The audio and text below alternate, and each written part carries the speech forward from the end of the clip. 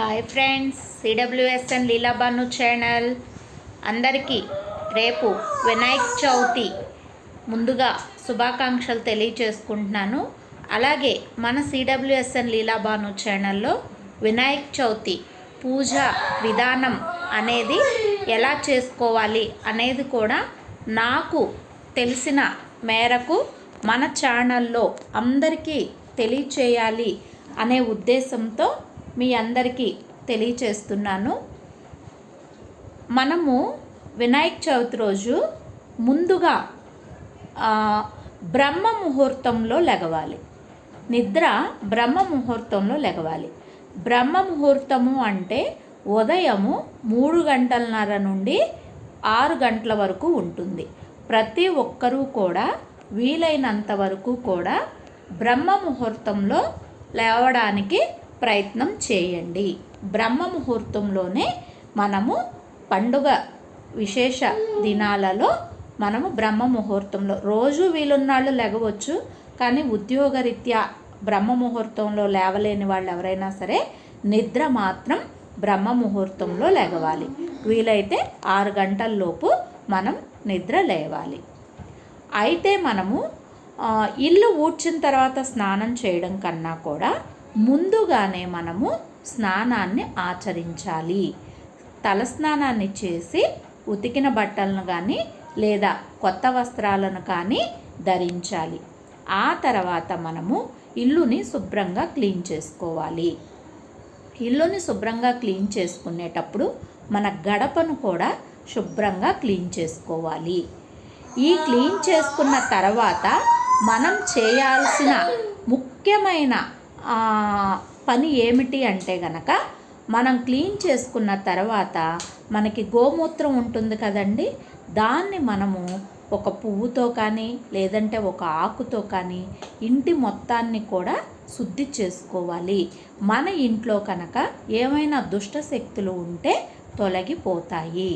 కాబట్టి మనము ఇల్లు మొత్తం కూడా పసుపు నీళ్లతో కళ్ళుప్పు వేసుకుని శుభ్రంగా తుడుచుకుంటామో కడగడమో చేసిన తర్వాత మనం గోమూత్రాన్ని ఇల్లంతా కూడా చల్లుకోవాలి. అప్పుడు మనకి ఇల్లు శుభ్రపడినట్లు అవుతుంది. తర్వాత మనం ఇల్లు శుభ్రం చేస్తాము కాబట్టి మరలా స్నానాన్ని ఆచరించి మనము వినాయక చవితి రోజు పూజ ఎలా చేసుకోవాలి అనేది తెలుసుకుందాము. ముందుగా మనము ఒక తెల్లని వస్త్రాన్ని, అంటే మనకి తెల్లని క్లాత్ను మనము తీసుకోవాలి. అది కొత్తదై ఉండాలి. అలా మనము వస్త్రాన్ని తీసుకుని మనము ఒక పీట మీద ఆ వస్త్రాన్ని పరిచి దాని మీద కొంచెం బియ్యం పోసుకుని మనము మట్టితో చేసిన వినాయకుడి విగ్రహాన్ని మాత్రమే తీసుకొచ్చుకోవాలి. మట్టితో చేసిన వినాయకుడి విగ్రహాన్ని తీసుకొచ్చుకుని ప్రతిష్ఠించుకోవాలి.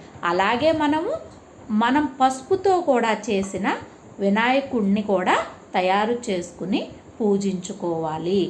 అయితే మనము ఈ వినాయకుడికి ఏమేమి ప్రసాదాలు పెట్టాలి అనేది ప్రతి ఒక్కళ్ళకి తెలుసు.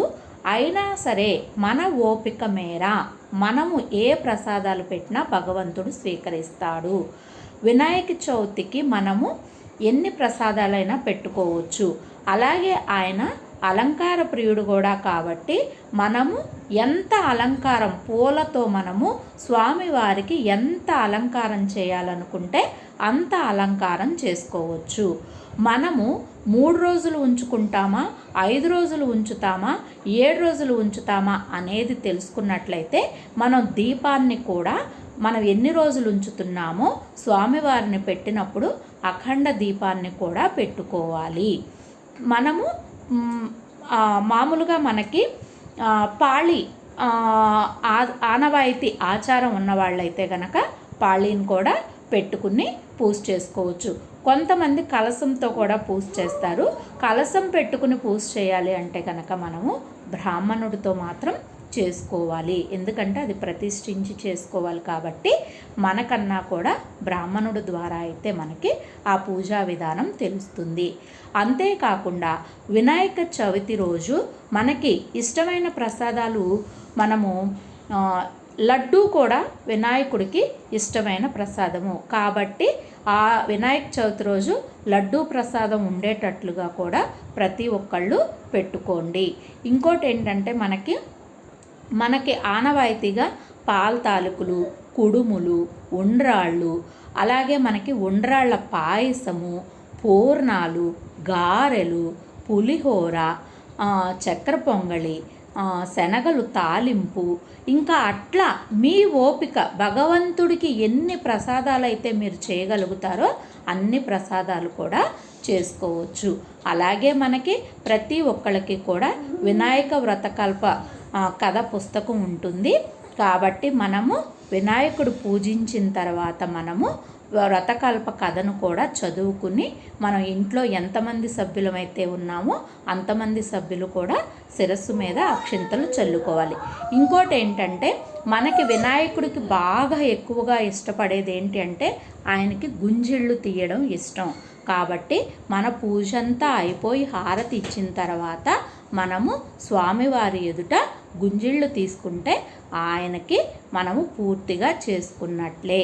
కాబట్టి మన సిడబ్ల్యూఎస్ఎన్ లీలాబాను ఛానల్లో నాకు తెలిసిన మేర వినాయక చవితి పూజా విధానం గురించి తెలియచేయాలని ఈ వీడియో చేయడం జరిగింది.